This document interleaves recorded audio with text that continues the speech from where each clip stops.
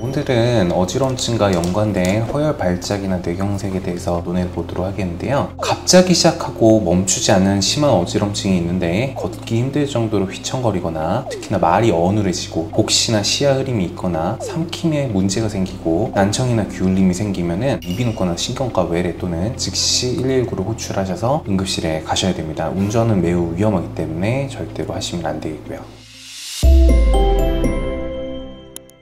어지럼증이 생기는 급성 뇌경색은 크게 두 분류로 나뉘게 됩니다. 뇌경색과 일과성 허혈 발작이라고 불리는데, 이 중에서 이제 일과성 허혈 발작은 뇌로 가는 혈류가 잠깐 줄어서 신경 증상이 일시적으로 생겼다가 사라지는 상태를 말합니다. 그리고 뇌경색은 혈류가 막히거나 크게 줄어서 뇌 조직까지 완전히 손상된 상태를 의미하게 되고요. 요즘은 증상이 금방 좋아져도 MRI상에서 급성 경색이 보이면 뇌경색으로 분류하게 되고, 반대로 증상이 사라지고 MRI에서 손상이 보이지 않으면 TIA라고 불리는 일과성 허혈 발작으로 분류를 하게 됩니다. 이 중에서 가장 중요한 거는 척추 기저동맥이라고 불리는 뇌로 들어오는 기저동맥인데, 목 뒤쪽에서 올라오는 척추동맥들이 합쳐져서 기저동맥이 되고, 여기서 다양한 분지를 가지게 됩니다. 파이카, 아이카, SCA라고 불리는 위치에 따른 분지를 가져서 뇌관과 균형을 담당하는 손의 후두엽까지 혈액 공급을 하게 되고요. 이 부위에 혈류가 줄거나 막히면 어지럼증, 보행의 불안, 복시, 말의 어눌함, 삼킴의 문제 같은 증상들이 잘 생깁니다. 어지럼증이 그렇다면 모두 뇌졸중이 그건 아닙니다. 응급실에 오시는 분들이나 외래로 오시는 분들 대부분은 이석증, 전정신경염, 메니에르병 같은 귀 문제거나 혈압, 탈수, 저혈당 같은 전신 컨디션 문제인 경우가 많으나, 그렇더라도 어지러운 환자분들 중에 소수는 뇌혈관 원인일 수가 있기 때문에 항상 주의를 해야 되는 증상이라고 볼 수가 있겠습니다. 특히나 어지럼증이 갑자기 시작해서 계속 지속되는데 걷기 힘들 정도로 휘청이거나